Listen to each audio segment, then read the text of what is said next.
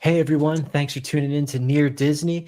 It's the Wednesday show where us panel of local real estate experts get together and have a chat about everything that's going on in the market and news, all things 25-mile radius of Cinderella's castle. So before we dive into it, let's cue the scene song.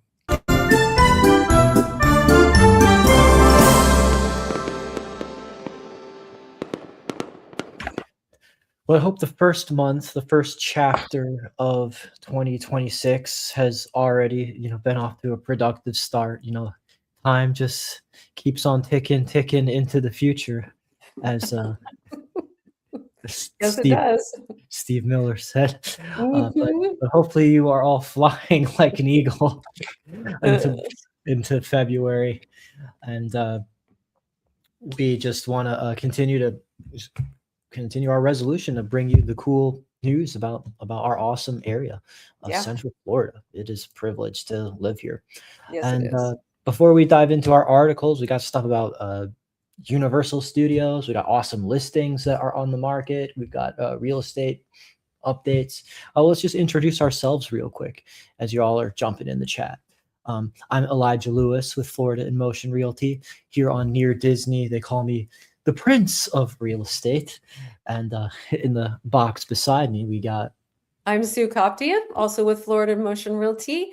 And at Near Disney, they call me Aurora. I am Sleeping Beauty. It's really great to have everybody in tonight. Thank you. awesome.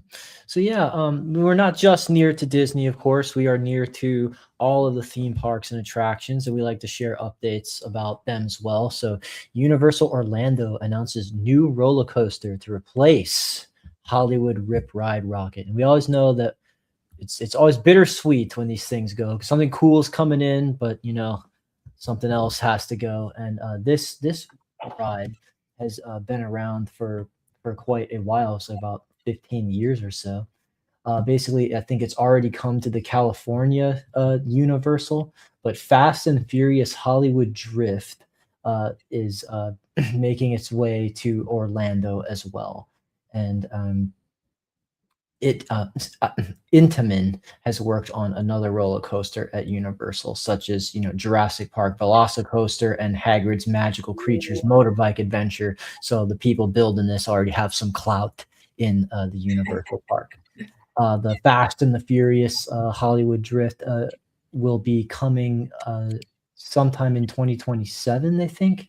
And basically, the Hollywood Rip Ride Rocket Coaster that closed in August after 16 years of operation is what had to make way for it.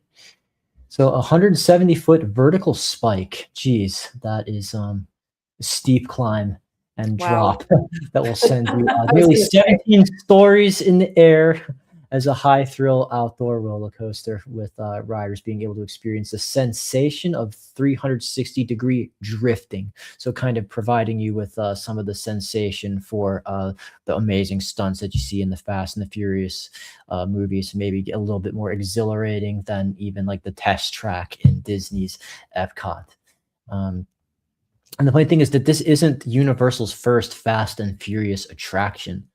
Back in 2018, it opened Fast and the Furious Supercharged at the Universal Studios Florida and the San Francisco area of the park. The attraction is a motion simulator ride where guests hop on a party bus to celebrate with the characters from the film. So, I guess this is a franchise that's here to stay. Whether you love it or hate it, whether you think Vin Diesel and The Rock are cool or not, this is still has our culture by the grip, and it's going to continue to provide real life thrills that you can actually experience, not just watch on the big screen. right. So anyway, that's just something fun. We'll keep you updated on that as pictures come in, but always, want to show you whatever's new is coming to the area. And just kind of jumping into the real estate side of things, we wanted to share a new listing, a listing of ours that is something we're pretty excited about. This is now in a single family home that is 5 bedrooms in Celebration, Florida, the town that was built by Disney, and it's in one of the more private and exclusive areas of the town, Lake Evelyn, a little pocket that's tucked away in sort of Mhm. the back door of the downtown area that people can walk along a lake and just go right into the downtown, easy walking distance. I'm going to throw up the video tour that we have to talk about it as I just share a little bit more about what makes it so special.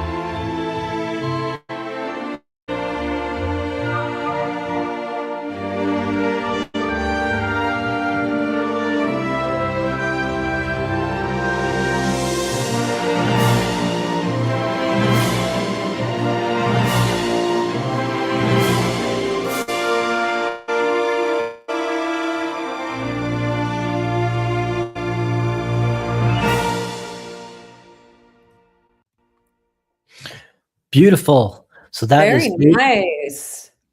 thank you. That is Mhm. 839 Lake Evelyn Drive in Celebration, Florida. 5-bedroom home, 3 full baths. And upstairs, you probably saw there was 4 bedrooms, including the primary, and then there was a little extra room that was for the like they were staging it as a nursery like room, but could be served any kinds of purpose. And then there was a bedroom on the first floor as well that was adjacent to a full bath. So that's great. This home has like just under 2,200 square feet and enjoys backing to conservation. So a lot of people like to not open up their garage or walk in their back of the home and look into another neighbor, but to just see woods and forest. That's just conservation. So it's always going to be that beautiful view. They're not going to be tearing it down. And Right. the location's unbeatable, walkable to downtown Celebration with all its famous shops and restaurants and community events and festivals. Because when that stuff's going on, super fun. Parking can be a little bit of a nightmare when everyone wants in on the action. So when you live there, you can just walk it. That's a big lifestyle perk. So actually, Kim Hawk, the fairy godmother of real estate, is going to be hosting an open house at this home Mhm. of Lake Evelyn to on Friday at 3 p.m. to 6 p.m.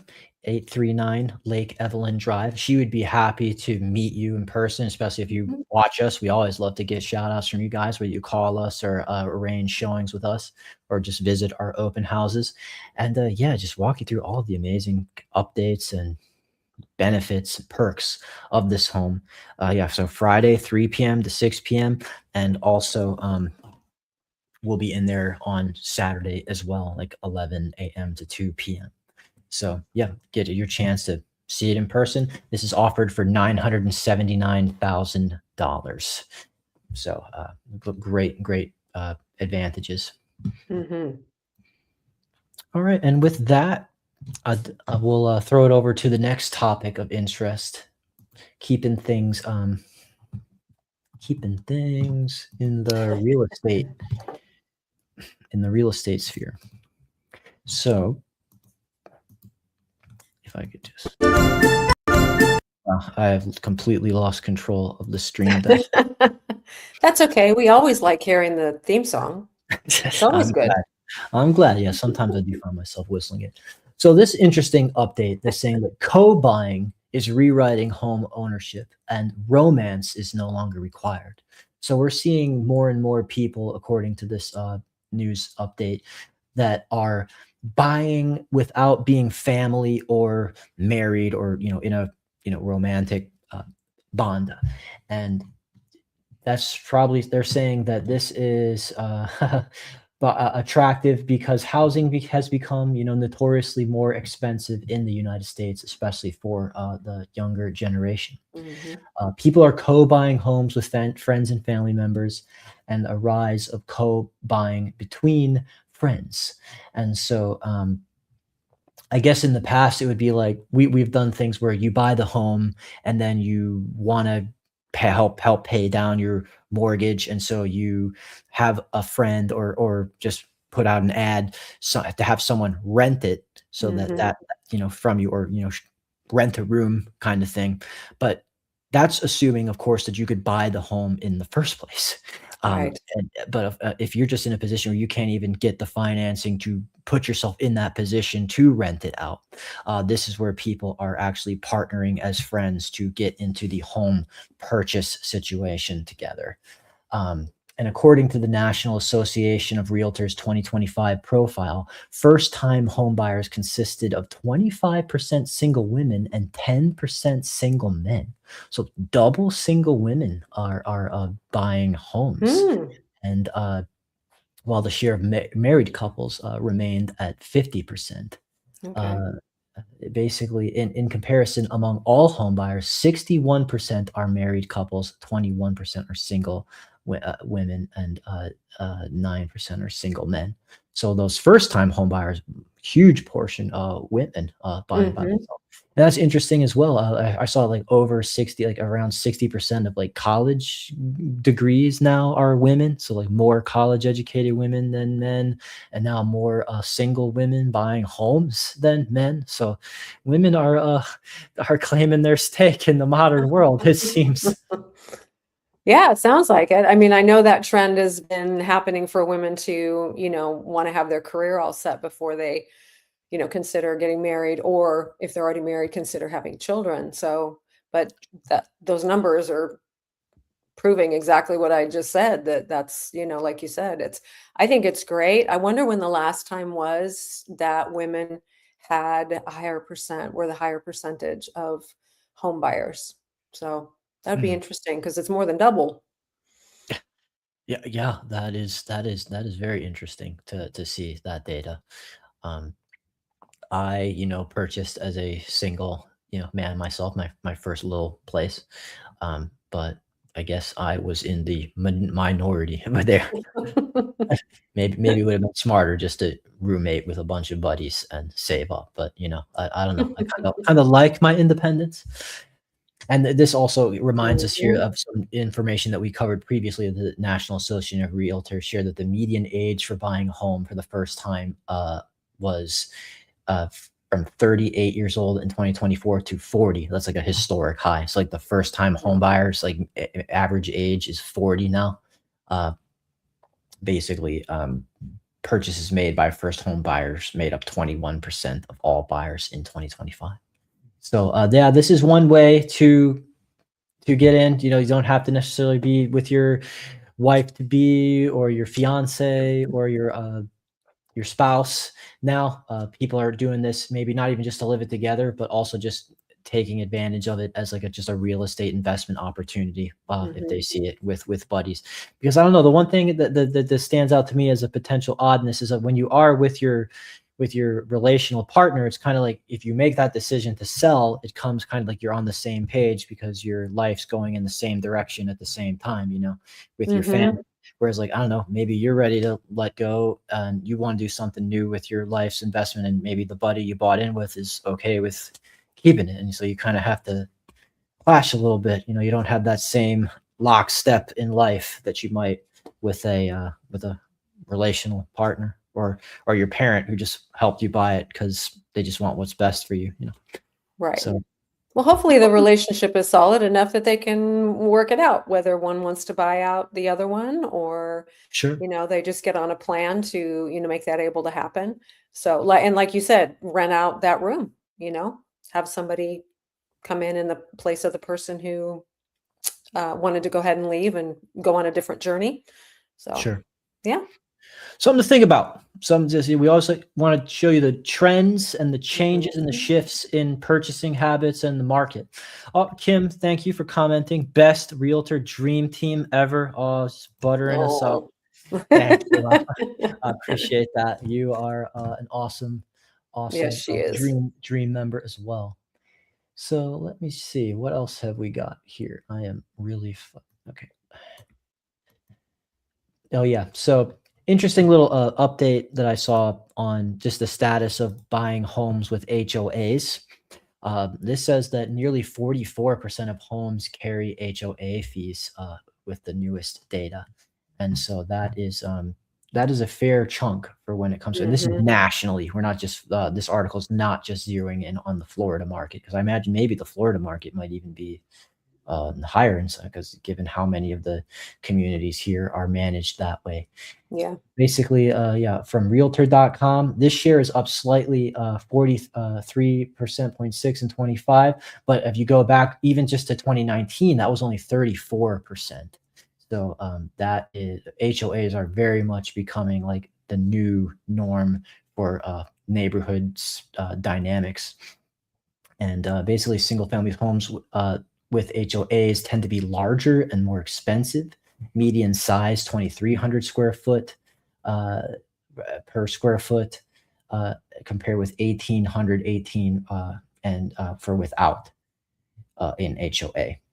And also, there is like a pricing factor to consider. I mean, I'm going to show you some more stuff about pros and cons, but if it's really just all about price for you, um, the median price of a home with an HOA is 450,000 compared to 374,900 for homes without one.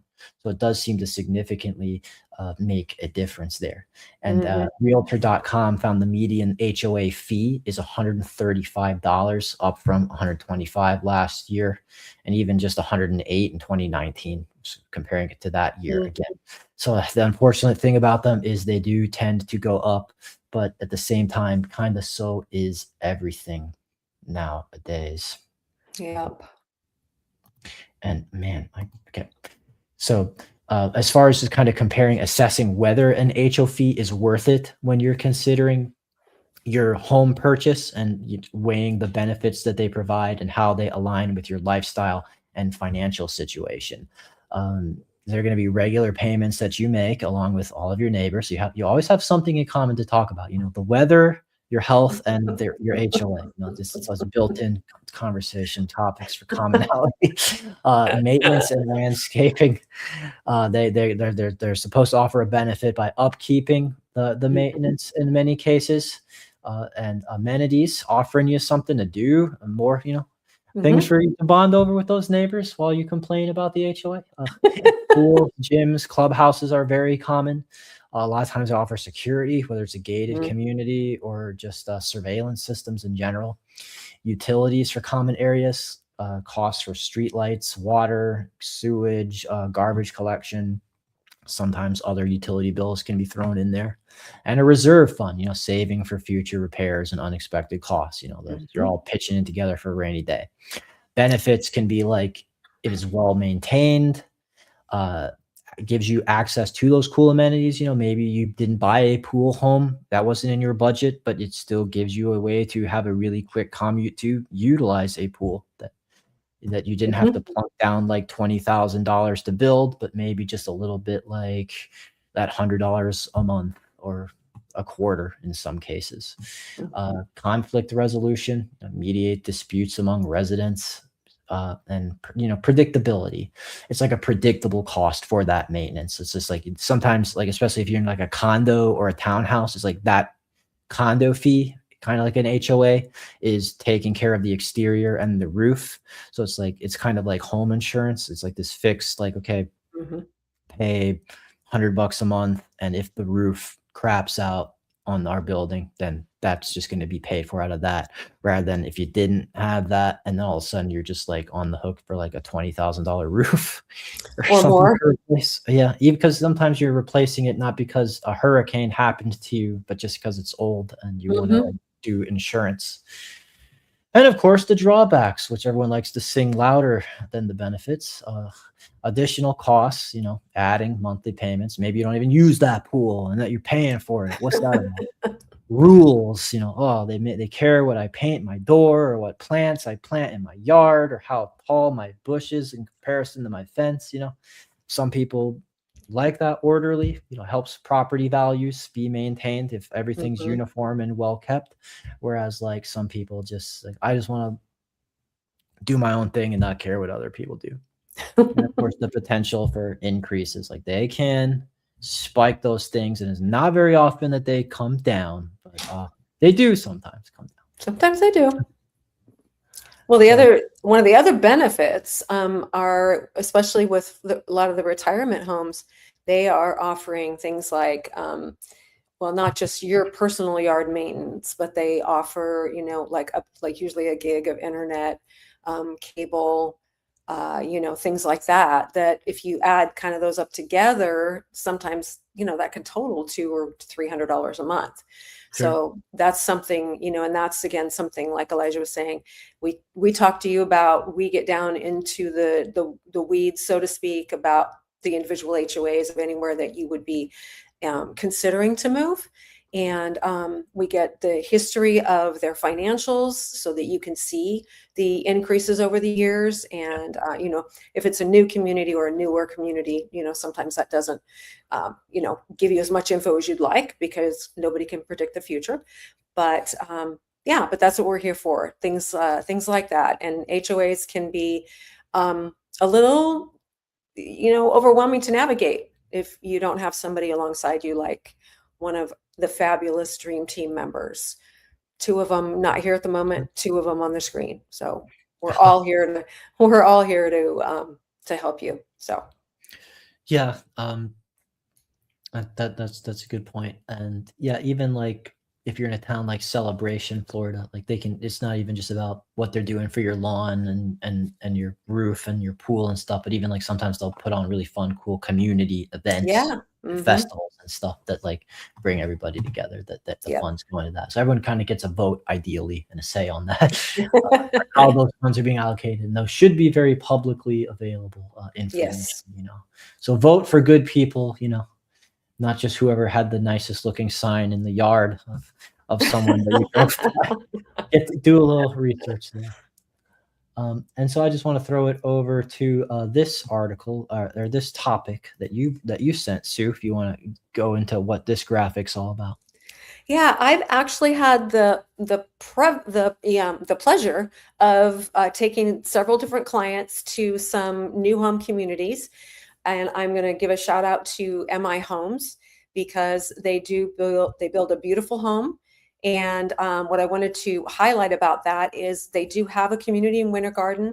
There is one in Apopka. There is one in Orlando that I've recently been to. That's not the only ones around here.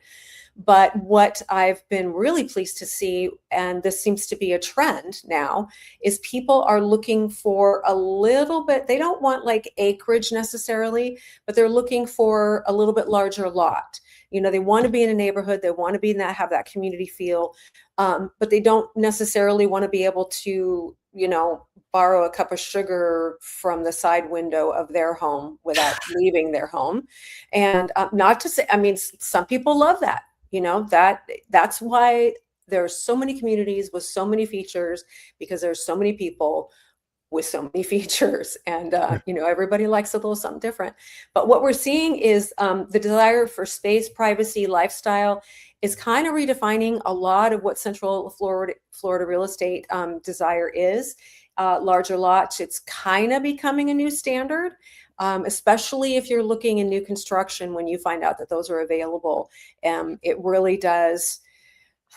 It makes the competition for some of the other communities, and also the competition for someone who's looking for a private lot to just purchase and then contract with an individual builder to build their home, because you can get a lot of little customized things going on if you build a home with a neighborhood community from the ground up. They won't let you move walls and things like that, but there's an awful lot to choose from as far as updating, upgrading, and just adding those personal touches that that make it your home. A lot of people are choosing land over square footage. In other words, more land, maybe less square footage on the home. And the desire, and actually the outdoor desire for living in your yard, in your pool, in your garden, everything outside that's available. Because once again, we are, 9, 10, almost 11 months out of the year. You can just soak up that sunshine, even if it's been cold lately, right? It's been really chilly, but the sun has been out, and that's just even a huge benefit. Even if it's cold, it's much better to have that sun out than to deal with clouds and gloomy and all that good stuff.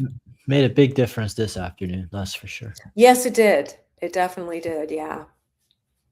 Okay. Well, yeah, thanks for sharing that. I kind of like the idea of yard space myself. I romanticize that a bit, especially if you have animals or, kids who want that play space, and you want them to take it outside, please. Like, just don't. I want to hear the warring and the swords clashing inside all the time. Yes, I don't want your outside voice inside anymore. Get out. That's right. So to give you an outside to go to with these lots. So yeah, I agree. So thanks for watching, everyone. Please, if you enjoy this content, we'd love you to hit the like button or hit the subscribe. We do multiple streams a week. In fact, I just went out today to do some shooting at this business that just opened up in the Kissimmee area. I mean, right outside of Celebration by Old Town. This is a cat cafe. It is so amazing in there. I just can't wait for you to see it. We're going to try to have the video extensive walkthrough available this Friday, when we do like the Friday show at 1:30.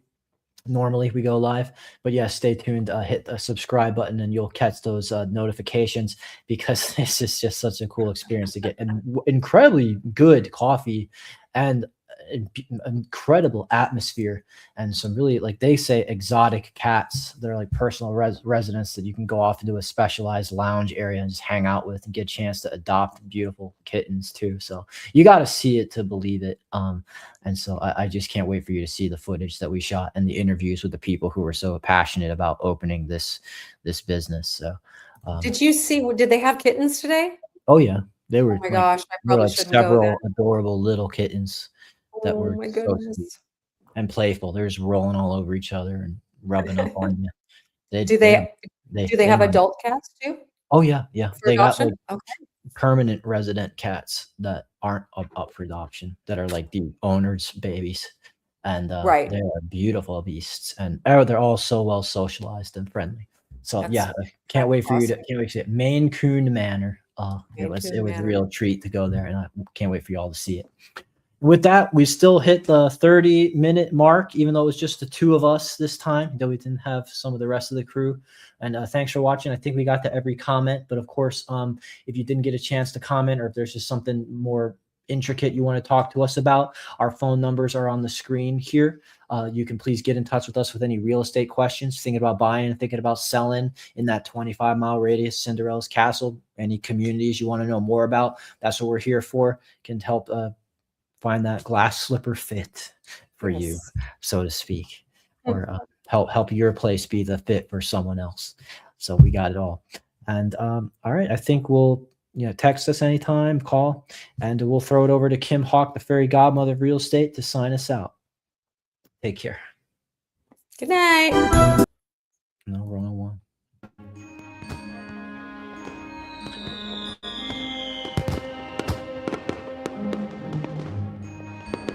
Make sure that you subscribe and like, so that we can continue to give you up-to-date information on all things that are going around the 25-mile radius of Cinderella's Castle, because this is truly a magical place to live.